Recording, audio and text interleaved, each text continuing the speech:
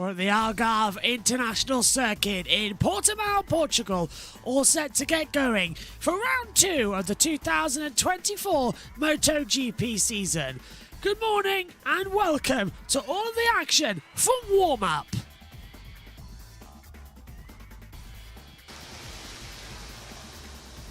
And the green light is on for this crucial warm-up session here at the Algarve International Circuit. Just 10 minutes in duration around this circuit, which is 2.853 miles. That's 4.592 kilometers.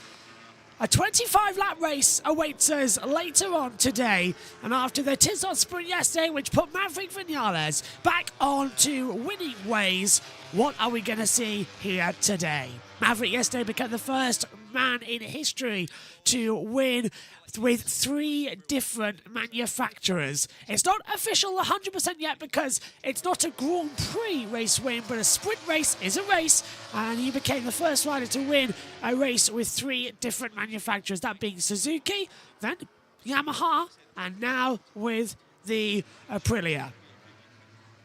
2 of those, so it seemed very unlikely in days gone by, but it's the way it goes. Good morning, Enjoyment says good morning to you. Good morning again from South Africa. Hope Brad does better, it says Jonah as well. Good morning, everybody, welcome. First of all, I must apologise for the voice, and I must apologise if I make a couple of mistakes in this warm session. I've only been awake for 12 minutes. After going to bed after the Australian Grand Prix for Formula 1, I've had about 3 hours sleep, and then we're getting all set to go.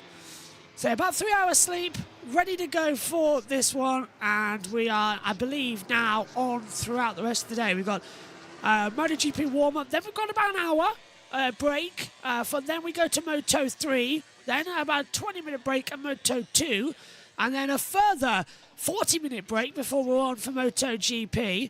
And then I believe there's an hour and a half break before we go live at 4:30 for IndyCar, the Thermal Challenge. And then there's another hour break before we're live for NASCAR. So it's not as full on today as it was in previous days, but the voice is starting to go. We've done 60 hours across 72 hours of daytime, so it really is getting quite interesting now. But we have got the session times coming through. First lap times are coming onto the board. As you can see, the delta times here are just keeping themselves together. Let's change that lap counter to the correct timer, shall we? And just get it all set up. So we'll see who's going first. Hard front, medium rear for Fabio Quartararo. Everyone else medium front, medium rear, bar Taki Nakagami and Johan Mir, who've gone for a soft front, medium rear tyre. 141.45, 141.357, 148.37. Now we're getting the lap times coming on the timing screen as everyone else crosses the line, and we can see the deltas coming in second by second. And Aya Bastianini, who's got pole position for this one later on, is holding back. Bastianini dropped down 3 places at the Tizot sprint yesterday, so I wonder how much he's going to be on the attack for it. As they turn in, Bastianini goes 17th fastest, it doesn't improve. Marco Bezzecchi is the fastest on a 140.837. Yes, hopefully my voice will warm up in the next hour as well, and just this about 10-minute session, just a quick, it's a warm-up. Davide Tardozzi watching on the Ducati Lenovo team manager. Gigi Dall'Igna is just hanging around the background as well. He's all set, ready to go. If you joined us for the Australian Grand Prix, what a race that was, hey? Hopefully you enjoyed it. And if you're with us for the Tizot sprint yesterday, that was another classic race. And hopefully today's MotoGP is going to be even better, as everyone is actually improving on their delta times here. Red sectors across the board, which is exactly what we were expecting to see. All bar from Marco Bezzecchi, who's actually lifted a little bit more on the deltas. I was expecting some different times coming through. So they turn and attack once more as we come up towards the line and see them all change their deltas. Alex Marquez, Fabio Quartararo, all looking up there. Costa, Binder, Bagnaia, they're all finding the deltas. Bagnaia goes fastest, then Quartararo, then Alex Marquez at a 140.087. Luca Marini goes 5th. Now Zarco goes 5th as well. 144.02. Marini in P6. Acosta looking strong as he comes out the last corner. Goes fastest, 139.783. Brad Binder goes second, 139.981. Augusto Fernandez, 140.694. Losing out. And Bastianini still in 18th position, so our pole sitter not exactly having the greatest of luck this morning in the warm-up. Digi goes into 5th, 140.226. Aleix Spargo, 140.4, goes in 8th place as well. And Raul Fernandez goes into 7th on a 140.255. So everyone now still setting red sector times. They're just getting into the morning warm-up.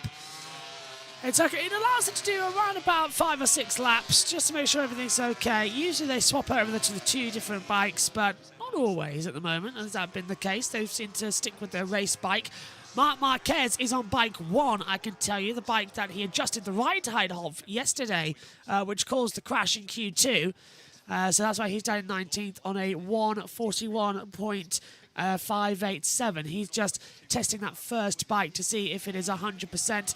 Acosta still up by 0.3 of a second. Martin estimated to go first. Yellow flag, sectors 1 and 2. So somebody has crashed out in that first corner, and it is, oh, don't tell me, it's Marc Marquez.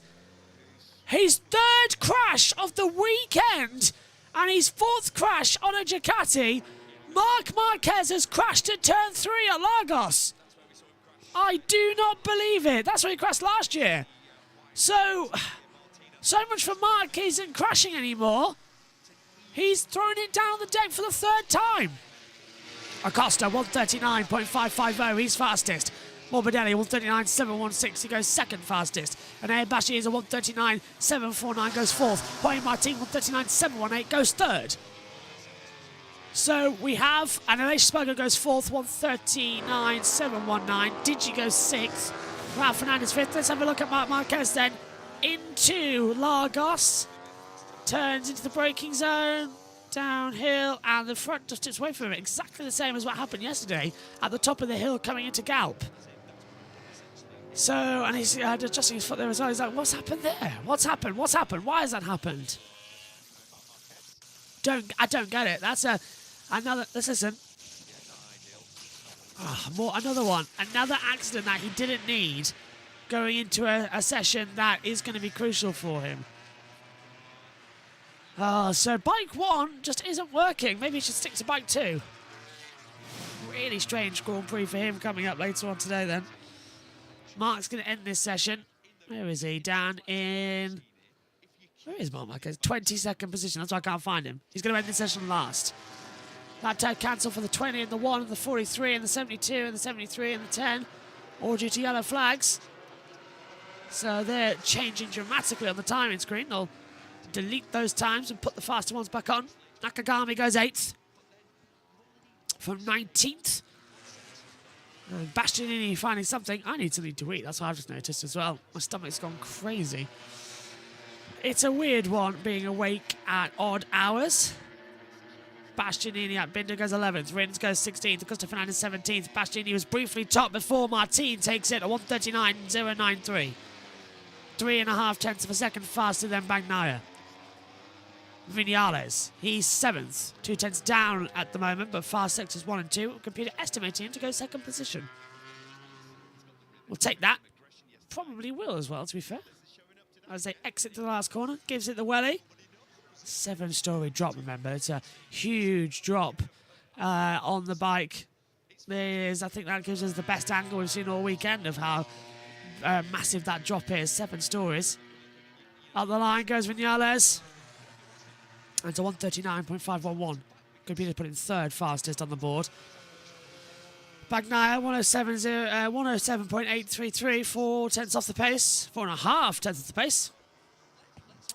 SHT says, hey Josh, what's your thoughts about Alonso's 20-second penalty for the incident with Russell? I saw it come up just a second ago before I came into the commentary box. Haven't told Megan yet because she's still asleep after Australia.